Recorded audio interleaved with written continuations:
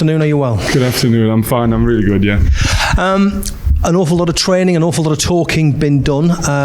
Match day one is nearly here. What's going through your mind at the moment?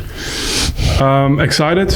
We play against such a good opponent, a team filled with players and people that I know, of course, but mainly probably the best challenge you could ever ask for. And I want the team to embrace this game, and hopefully the fans can do the same. Do you know your team at the moment? I mean, you've had such a lot of changes here in the last few weeks. Do you know your starting 11?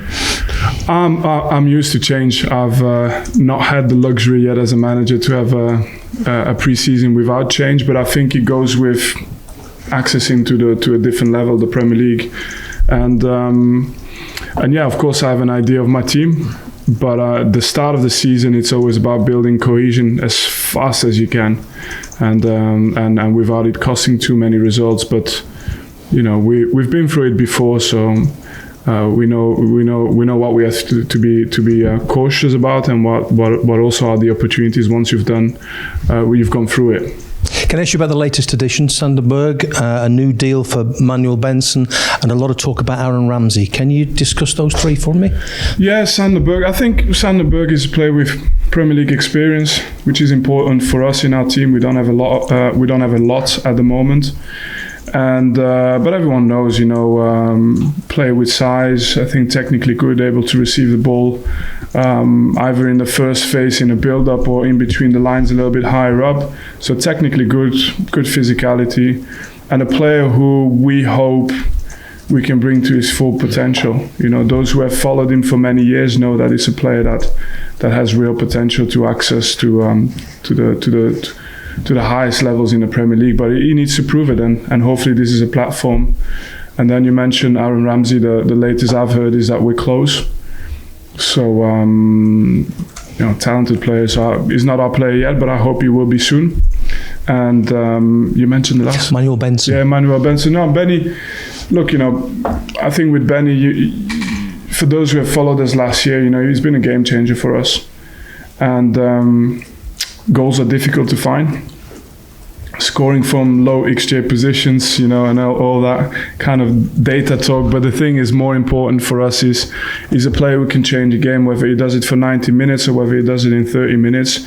And these type of players, we have to cherish them. So it was important for us to keep him at Burnley. Still hopeful of maybe Teller, maybe Maatsen, or are those deals not going to happen? Yeah, the reality is they used to be our players, they're not our players at the moment, so you're always a little bit in that conflicted situation, because obviously I know those players really well, and obviously the moments we had together, we've had very good experiences together, but at the moment they're not our players, so I have to respect that the decision is not ours, even if they're very good players that we like, of course. I think the last time Burnley got a point against City, you would have been playing for City at Turf Moor back in 2018. Do you remember that game? Yeah, I might do. I don't know. I think in this part of the world, I've been reminded about this game specifically quite enough. Yeah. What are the outstanding memories of that game? Ooh, I couldn't tell you. Honestly, I couldn't tell you. All I know is that probably I've put in a few headers and cleared a few balls, and that we faced at the time, probably a very resilient team. So those games at Turf Moor have probably, I would say, it's fair to say that City has had a little bit of an advantage in the tie between the two clubs over recent years. But tomorrow's another day, and that's the only thing we care about. How significant is that for you? You've played the cup games against them last season, but in many ways this season, maybe a lot of the Premier League don't know about Burnley, don't know about your new players. Is the element of surprise maybe something you can milk? Yeah, we played 3 Premier League oppositions last season, and each of them were a different level. I think City was at the highest level probably in world football that you could face. And then we had United, we had Bournemouth, and so those 3 games were of a little bit of different levels, and it were very interesting for us. We learned a lot. I hope that meanwhile our team has improved and will move on again. I'm not sure whether everything will be able to show on the first day of the season, but in the way our mindset is, it's a matter of time before those players, blend in and then eventually compete at this level. So our idea is that we'll be a better team this season. City have lost a couple of players, as you'll know. That they feel maybe they're a little bit behind everybody else fitness-wise. Is that Pep playing maybe mind games a little bit, or is that something you can take advantage of? I'm sure after winning the treble, he's all right starting the season slightly behind. I think he'll be all right. and before I go, can I just ask you about the big news today regarding Harry Kane? You must have marked him on a number of occasions, I would have thought. How significant a move is this for Harry if he goes to Germany? Yeah, it's there are numbers and discussions that are very, very far from my bed at the moment, so I haven't focused too much on it. But he's a top player, and he's improved with age, so it makes sense. He still has a lot of football in him, and top clubs have always been after him. And I don't know if it happens or not. It's not really been my concern, but I can see why, even at his age, he's still a very attractive proposition, because he's kept improving. He's probably better now than when I played against him, even though supposedly he would have been in his peak back then. You played in the third game, I think, so I suppose in a way, if he does go, Spurs without Harry Kane is good for you, isn't it? Yeah, but I can't imagine them just sitting on that money coming in and doing nothing with it. So I try not to speculate too much. My preparation is always against the best possible team that we can face. The best version of City tomorrow and the best version of whoever comes after. But I'm not too worried about the rest of it. Thanks for your time. Good luck. Thank you. Let's pass it down to John T from Premier League Productions. Thank you, bro. Benny, good to see you. In the build-up to this one and since the fixtures were announced, have you spoke to Pep or any of your old friends at Man City? This must be one that personally you're really looking forward to.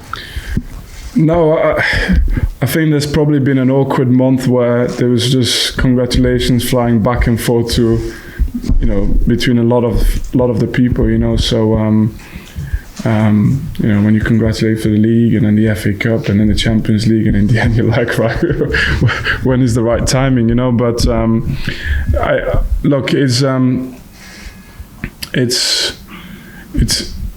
there are people that I've worked with and lived with for many years in my life, so the contact will always be there. And now for a minute we have to put everything behind us and just go toe to toe, and we'll try and do the best we can. And I'm sure they showed last game that they won't really put the foot off the gas pedal, and that's something we love as well about it.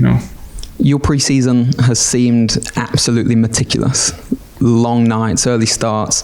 Talk us through what you've learnt about your team in the build-up to this campaign. The pre-season for us was it was an extended pre-season, but it was the best decision we made. It's so valuable because and even at our level, you get put to sleep a little bit by success. You win a lot of games, everything is nice, you're the best team, and you go to the next level. And even, to be fair, the games we played against the Premier League opposition last year gave us a feeling that we were on the right track. But the biggest thing is to recognize what the level is that's required to be able to compete next season. And I think this pre-season gave us the time to be together, reassess the levels, look at what we wanted to become, and just act. And I think that's what we've done. It's been a really valuable period of time. But the most valuable period of time comes obviously now with the games and the new players coming in. And yourself, I'm really big on cohesion and that aspect of a squad. But you can't force that. I hope I can trim it from 3 months to, rather than 6 months, make it 3 months or 2 months. But that's the nature of the game we're going to be playing now. Thank you, Vinny. Best of luck. Thank you. Hi, Vinny. Adam from Radio Lancashire. Hello. Hi. Just going back to Sander Berge, has it been a conscious decision to add height to the team, given he's, I think, 6'5"? Yeah, but we're in a market where usually we compromise, right? Unfortunately, you got to compromise on something. If you want height, speed, good on the ball, like they'll play in the opposition team tomorrow. And it's a different price tag. And I think with Sander, the opportunity in terms of the profile is that he has the potential, but it's time to show it. And with us, I think he's in an environment where we don't need him to be perfect yet. We just need him to be willing to go to his best level, and that's exciting for us. If you bring Ramsey in as well, that obviously gives you plenty of options in midfield as well, doesn't it? Yeah.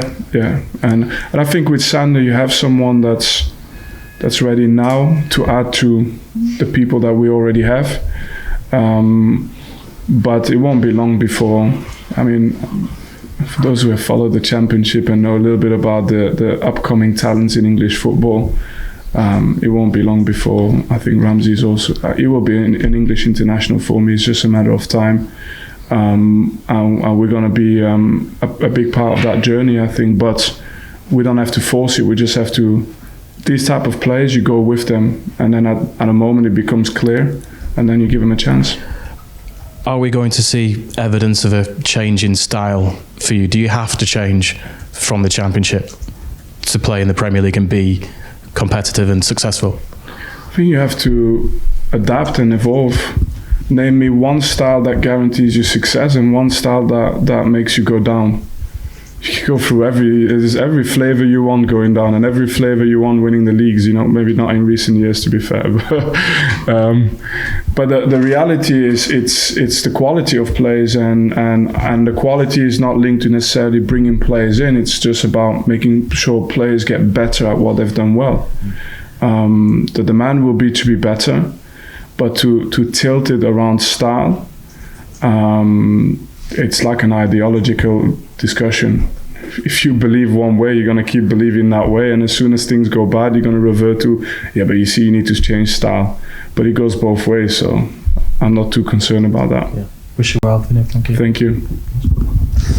Afternoon, Vinny. John from Lancs Live. First of all, on Sander Berge, obviously you would have seen him for Sheffield United last season firsthand. How long have you admired him, and what was the process behind bringing him to Burnley? I think as a coach, I don't know if you admire your players directly, but in the end, so I've known him as well from. I played against him, funny enough, and it's a player that I've always followed. And like I said, in the end, I know that a lot of people would have watched him 3-4 years ago and think he's got the potential to go to the very top level. And but I feel that with us, we want to give him another change of scenery. Sometimes is not bad, and I'm not saying anything negative about what he's experienced before. Just saying we hope we can kickstart that pathway towards that, and if not, in any event, he's going to be a good addition for us. You brought in James Trafford as well as goalkeeper from Manchester City. He's a very ambitious young man, a very talented young man. What was it about him that you wanted to bring him to Burnley? Just calm, solid, someone that in big moments has makes big saves as well, but also has that calmness, playing with that calmness, helping his decision making. Will he ever be a keeper for the top? I think so. But again, I think our timings and our pathways kind of align. We're at a stage, if we want to have players that can do what we want them to do, and we're lucky we've got two very good goalkeepers. But for us to get those type of players in, it just probably all has to align, and that's what it did at the moment for him. John and then Shimon. Yeah, sure. Just finally, obviously, Wout Weghorst has obviously left on loan to Hoffenheim. What was the thought process behind that decision? Yeah, I had a good time with Wout in terms of being able to get to know him, speak to him. He's a wonderful character, and but we just had an honest conversation with each other, and I think he's at a stage of his career where I think he rightly so probably will think or feel like he has to be in a squad that can be built around him, and that makes sense.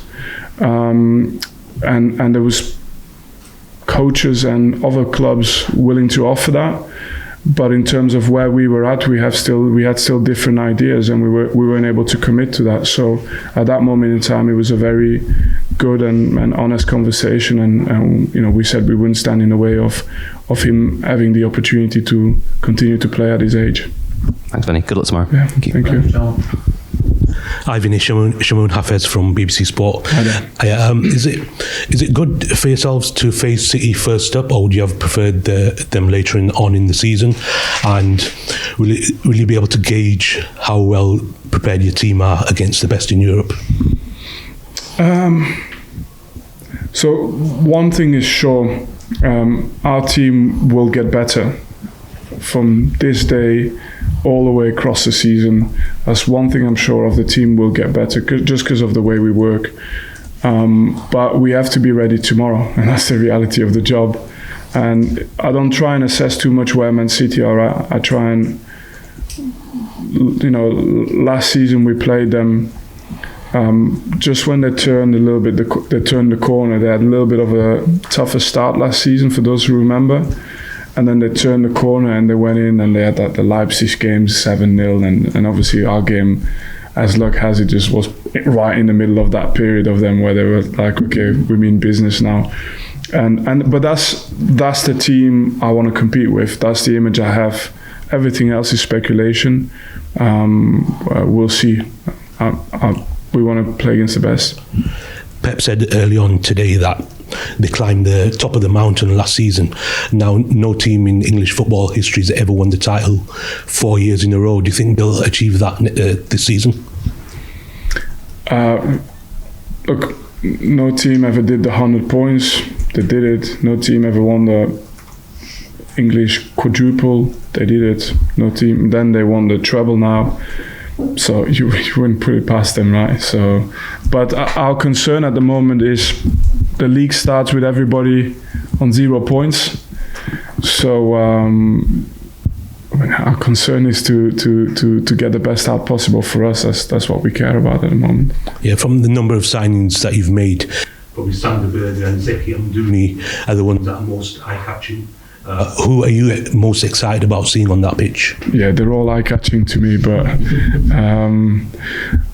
I think you get to know them. I think they're just at that age where I think we can expect performance from them. They're not all young kids that we're trying to blend in. Some of them will be, but I think we've tried to recruit in a balanced way with experience with Nathan Redmond as well and Sander Berge and those who we already have. Then we've probably hit the market in a certain bracket of players where they can already perform, but they're still young, so they will need to improve.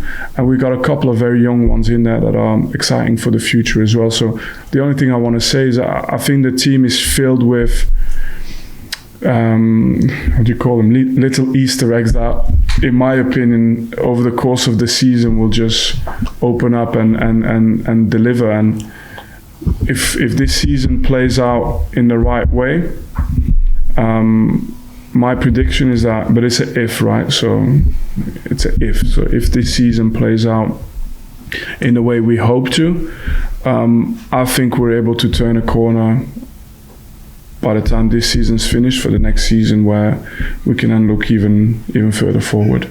And finally, Andros Townsend's been training with you in pre-season, also played in a couple of matches. What's the latest with him? Has he been offered a deal? Will he be staying on for the season? Yeah, we initially made sure that we had terms agreed with Andros, and so we did offer him a deal. But it was pending on a couple of things, mainly where the recruitment was going for us, and the recovery of some of the players that we had that were injured through pre-season. So it was quite transparent in that sense. But he's been brilliant. He's been fit, working hard.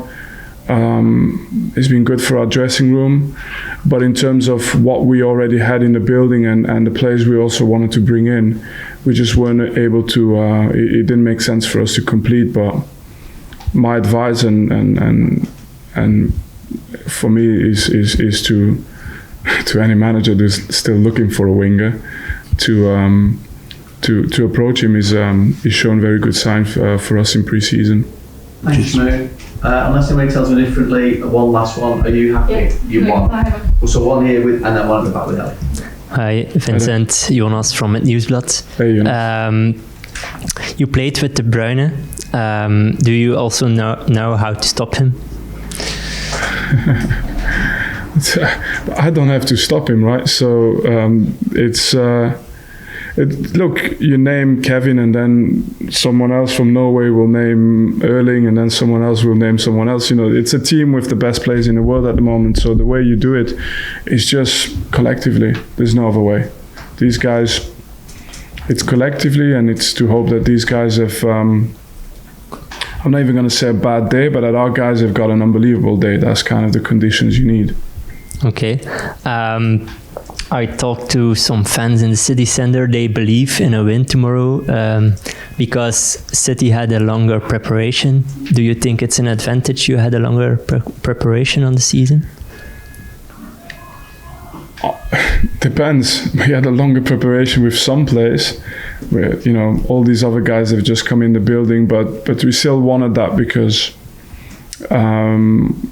it would help us kind of understand throughout the process what the level was of the squad. Now, in response to your question, the fans have to hope every game, and that's what we want to give. And the players, the coaches, our responsibility is to try for every game to give them something to believe in, and that's how we start this game, definitely. Thank you, Jonas. Okay. And Elliot, the Thanks. back. Do I need the microphone? No, we can hear you. Okay. Hi, I'm Eleanor from Press Association. You mentioned James Trafford earlier. Do you feel like he's ready for the Premier League right now? I think it's the eternal question to any player that's ever made a debut, and we speak about Harry Kane and where he's going.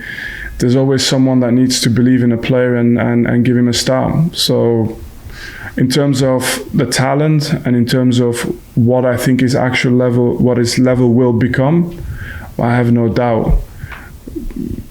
I'm pretty sure that if it's not now, and I'll leave it a little bit to speculation because it helps me, but if it's not now, I'm pretty sure that it's going to be me giving him his debut in the Premier League, and that's the most important thing, that one day he gets his debut, because that's where he belongs. And the rest is like every young player, you make mistakes, you learn, and the top ones learn really fast. Just for you personally as well, how much are you looking forward to testing yourself in the Premier League against the best manager? It's the level in the Premier League in every aspect is, in my opinion, probably the best in the world.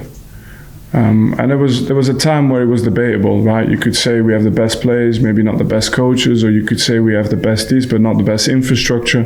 I think there was a time where it was debatable. I think now everything in this league is of the highest level, and I want to be amongst it personally, but in the end, my job is to make others better, and I'm passionate about it. I want to give the tools and help to my team to get a say in this league as well. Thank you. Anything from now is embargoed.